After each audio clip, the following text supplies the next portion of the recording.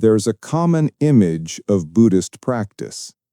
The goal is to empty the mind, to stop all thought, to float in a kind of blissful, serene blankness. It's an idea that celebrates a departure from the complexities of the thinking world. But consider the man who started it all.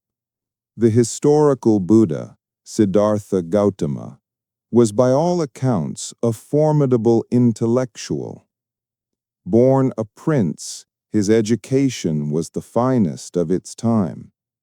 He mastered the philosophical systems, the religious doctrines, and the meditative techniques of the great teachers he sought out. He did not find liberation by being ignorant or by rejecting knowledge. He found it by mastering the intellect and then seeing its ultimate limits. He realized that no amount of brilliant thinking on its own could extinguish the fires of human suffering. This discovery, that the intellect is a tool, not a destination, is key to understanding the sophisticated and often misunderstood role of study in Zen. Today, we're tackling a fascinating and vital question. Is Zen anti-intellectual? It's a fair question. After all, the Zen tradition is famous for stories of masters tearing up scriptures, and for its central tenet of a special transmission outside the words and letters. Yet, paradoxically, Zen also has one of the richest literary and philosophical traditions in the world. So, which is it? Is there a place for study alongside meditation? In this episode, we'll unravel this apparent contradiction and discover the beautiful balance between knowing the path and actually walking it. So, is Zen anti-intellectual? The direct answer is no, but it is fiercely post-intellectual. Zen doesn't see the intellect as an enemy. It sees it as an incredible, indispensable tool that has a specific job. But it also recognizes that it is a tool with limitations. The danger is not in using the intellect. The danger is in being used by it, in believing that conceptual understanding is the same as true liberation. The role of study in Zen is to clarify, to inspire, and to guide. Reading the teachings of the Buddha or the commentaries of great masters provides a framework for our practice. It helps us understand what we are doing on the cushion and why. It reassures us that we are not alone on the path.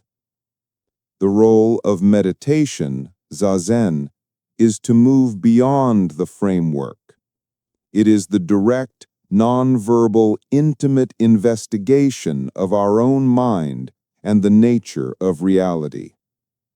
It is where the teachings cease to be ideas and become lived, embodied experience. Imagine you want to climb a great mountain. Study is the map. The scriptures, the books, the Dharma talks, these are like a detailed topographical map of the mountain. The map is essential.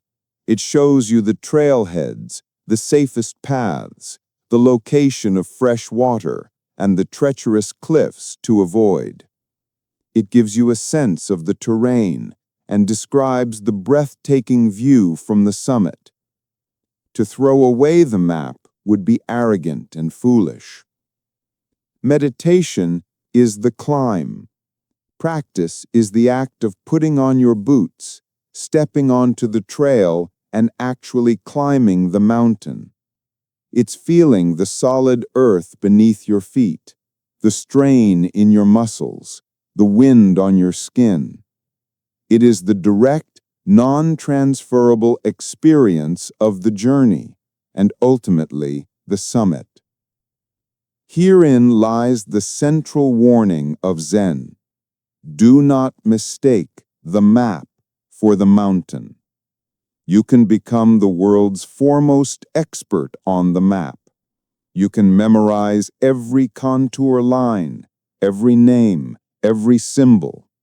You can give brilliant lectures about the map. But if you never leave your armchair, you will never know the mountain. The entire purpose of the map is to inspire and guide you to make the climb. This ancient wisdom is more relevant than ever in our modern information age. We are drowning in maps.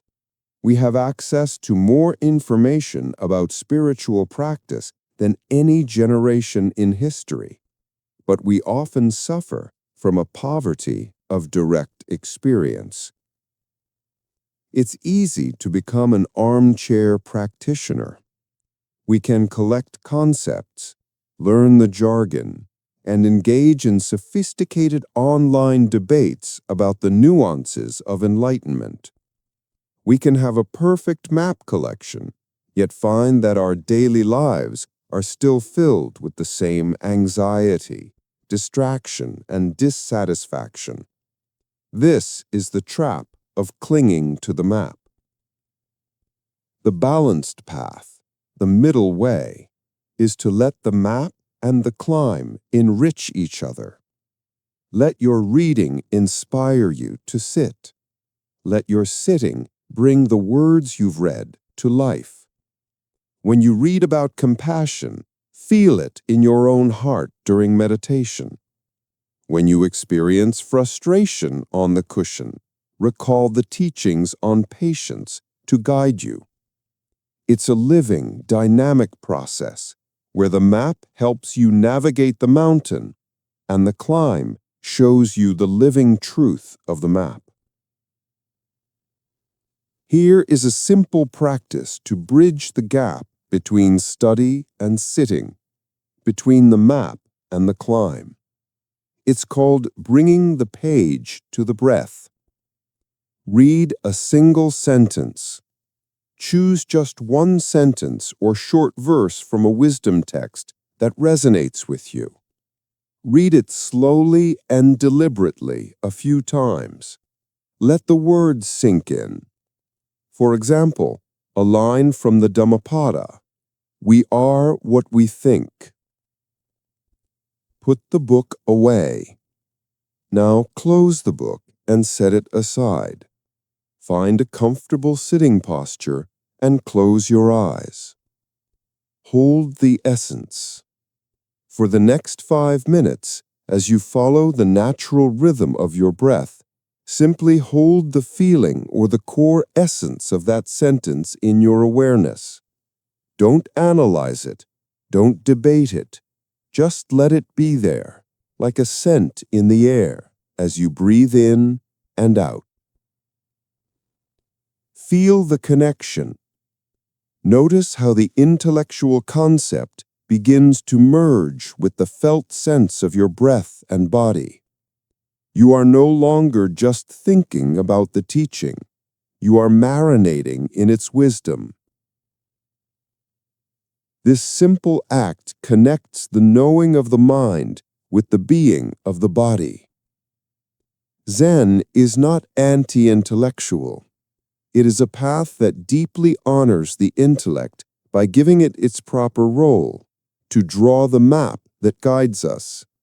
But it never lets us forget the ultimate purpose of the journey, to experience the boundless, indescribable view from the summit for ourselves. You don't have to choose between being a scholar or a practitioner. The most vital path is to be both, a wise traveler who studies the map diligently and walks the trail with courage and presence. In your own journey, Do you tend to rely more on the map or on the climb? I invite you to share your reflection in the comments below. If this guidance helped clarify your path, please consider subscribing to The Mindful Compass. May your studies be clear, and may your steps be steady.